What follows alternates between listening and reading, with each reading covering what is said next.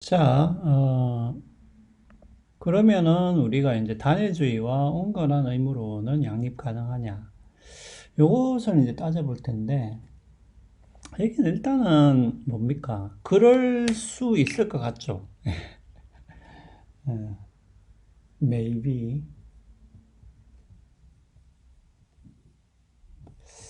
그럴지도 모른다. 예. 왜냐면 이제 요거는 어느 정도 문턱을 설정을 했죠. 예. 뭐, 문턱이 1000명이라고 합시다. 문턱이 1000명이면은 한 명을 어, 희생할 수도 있다고 보기 때문에, 자, 그 말은 뭐냐면은, 무고한 사람이라 할지라도 우리가 1000명을 구할 수 있는 그런 특정한 상황에서는 이 한 명의 생명권이 뒤로 물러날 수가 있다라고 온건한 의무로는 주장을 하기 때문에, 이것을 우리가 동물에게도 적용을 해볼 수가 있잖아요. 자, 그런데 이제 문제는 일단 요렇게까지만 생각하면은 그 온건한 의무론하고 단일주의가 양립할 수 있을 것 같기도 한데, 그러면은 예를 들면은 아까 그럼 사슴 한 마리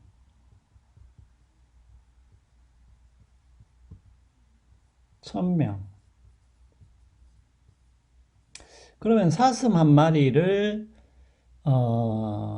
희생시키 희생시키려면 말이 안 되고 있어요 지금. 그러니까 1000명을 구하기 위해서, 그러면 1000명 이상이 돼야 적어도 이제 우리가 한 명을 희생시킬 수 있다라는 얘기잖아요. 요 말이. 그러면 사슴 한 마리를 희생시키려면은 적어도 1000명을 구할 수가 있어야, 1000명의 사람을 구할 수 있을 때 사슴 한 마리를 죽일 수 있다라고 한다면,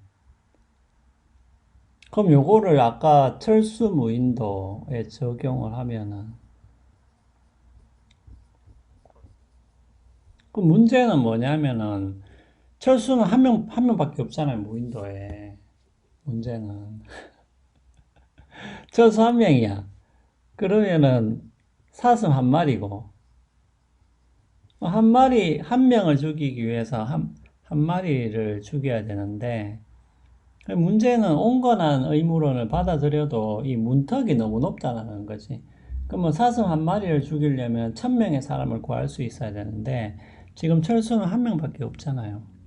그러니까 결국에는 온건한 의무론을 받아들여도 우리가 철수가 사슴을 잡아먹을 수 없다라는 결론에 이르게 되어버린다는 거죠.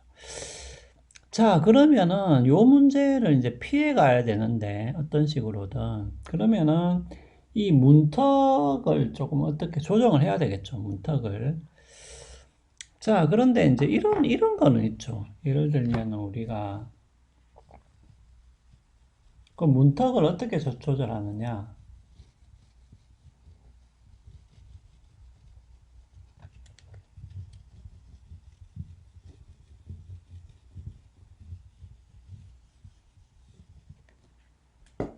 자, 여러분들도 이거 문턱이라고 하니까 자꾸 또 뭔 말이냐 하는데, 자, 여기서 임계치 혹은 문턱이라는 것은 그거죠. 우리가 한 명을 죽일 수가 없죠. 우리가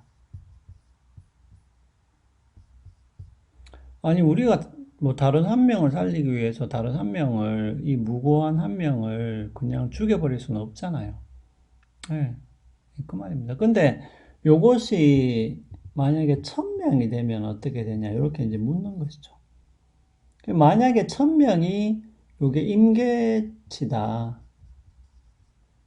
1000명이, 이게 뭐 기준점이다라고 한다면은, 그 1000명 밑으로는 그 한 명도 죽일 수가 없는데, 그럼 1000명부터는 이제 이 한 명을 희생해서 이 예, 1000명 이상을 그 살릴 수가 있다라는 그런 얘기잖아요. 그런 의미에서 요 1000명이 그러면은 임계치 혹은 뭐 기준점이 되는 것이죠. 자, 그러면은 그러니까 임계치를 1000명으로 잡아버리면은 이게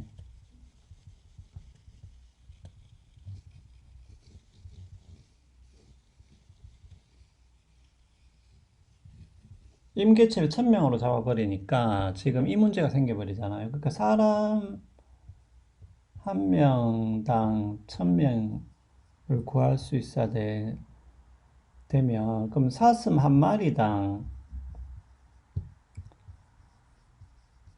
사슴 한 마리를 죽이려면 1000명을 살릴 수 있어야 돼. 근데 이렇게 하니까 뭔가 좀 이상하잖아요. 그럼 사슴 한 마리의 생명을 너무 높게 평가하는 게 아니냐. 요런 느낌이 들죠. 자, 그래서 예를 들면 우리가 이렇게 생각을 해볼 수가 있습니다. 예.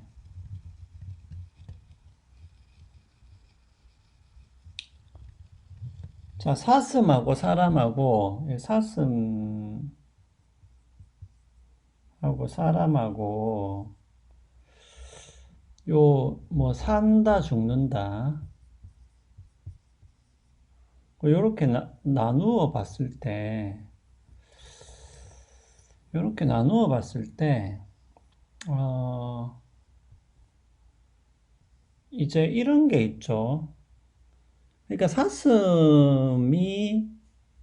어, 사슴이 살 때 사슴이 얻는 이익을 한 10 정도로 봅시다.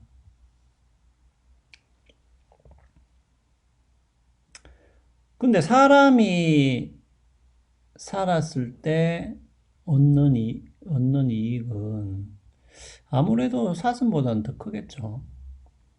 뭐, 한 100배 정도는 더, 뭐, 이익이랄까요? 뭐, 하여튼, 어, 그런 게 있다고 칩시다. 이것은 뭐, 여러분들이 어느 정도는 받아들일 수 있잖아요. 예.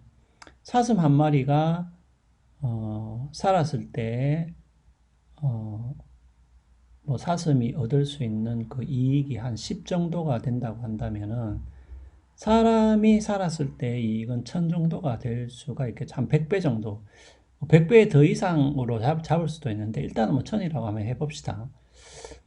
반면에 그러면은 사슴이 죽었을 때는 그러면 당연히 마이너스 10 정도의 그 손실이 난다고 볼 수 있겠죠. 반면에 사람 한 사람이 죽었을 때는 당연히 사슴 한 마리가 죽는 것보다는 100배의 손실을 우리가 예상을 할 수 있겠죠. 예. 자, 이렇게 되면 보세요. 이렇게 되면 재밌는 게, 그러면은 만약에 사람이 살고, 그러니까 철수가 뭐예요? 철수가 살고 사슴이 죽는 경우, 맞죠? 아니, 철수가 살고 사슴이 죽는 경우가 요 경우잖아요. 그러니까 요 대각선 경우는 우리가 얻을 수 있는 이익이 1000이고, 우리가 잃는 이익이 10이잖아요. 그러니까 990이 되나요? 예. 근데 반면에 우리가 철수가 사슴을 못 잡아먹고, 그러니까 사슴이 살고 철수가 죽게 되면은 손실이 마이너스 100, 1000에서 플러스 10이 되니까 손실이 마이너스 990이 되는 거죠. 자, 그 말은 뭐냐 하면 뭐예요? 우리가 일단은 뭐 앞에서의 뭐 사슴 한 마리가 사람 1000명에 해당된다는 걸 일단은 놔두고서라도 철수가 무인도에서 사슴을 잡아먹냐 잡아먹지 않느냐라는 것을 이렇게 따졌을 때, 그러니까 사는 것과 죽는 것의 손실을 비교해서 따졌을 때 뭐예요? 철수가 살고 이제 사슴이 죽는 거. 그러니까 철수가 사슴 잡아먹는 경우하고 사슴이 살고 철수가 굶어 죽는 경우를 따졌을 때 뭐예요? 철수가 살고 사슴을 잡아먹는 경우가 훨씬 더 이익이라는 것을 알 수가 있죠. 자, 그 말은, 이 말은 뭐겠어요? 결국은 사슴이 살았을 때의 이익하고 사람이 살았을 때의 이익은 상당한 차이가 있죠. 예, 상당한 차이가 있죠. 예. 자, 그래서 이런 것들을 한번 따져봤을 때, 그러면 우리가 임계치를 어떻게 계산을 할 수 있느냐, 임계치를.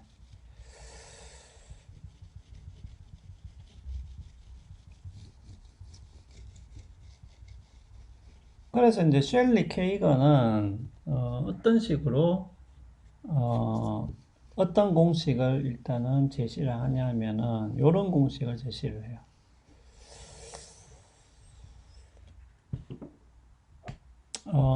T는 MH라는 요게 이제 위해의 정도고 위해의 크기고 H는 요게 이제 임계점이고 임계치고 요거는 상수고요.